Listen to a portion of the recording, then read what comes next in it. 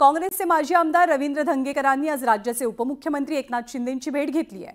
या भेटीमुळे शिवसेनेचं ऑपरेशन टायगर अधिक तीव्रतेने सुरू झाल्याची चर्चा रंगली आहे। रवींद्र धंगेकर यांच्याप्रमाणेच हडपसरचे ठाकरेंच्या पक्षाचे माजी आमदार महादेव बाबर, काँग्रेसचे नेते आणि नवी मुंबईचे माजी महापौर रमाकांत म्हात्रे यांच्यासोबत उबाठाचे संगमेश्वर माजी आमदार सुभाष बने, ठाकरेंच्या पक्षाचे संगमेश्वरचे माजी आमदार गणपत कदम आणि ठाकरेंच्याच पक्षाचे कोथरूडचे माजी आमदार चंद्रकांत मोकाटे हे सुद्धा शिवसेनेच्या वाटेवर असल्याची जोरदार चर्चा आहे। शिवसेनेचे नेते उदय सामंत यांच्या नेतृत्वात हे ऑपरेशन टायगर सुरू असल्याची माहिती मिळते।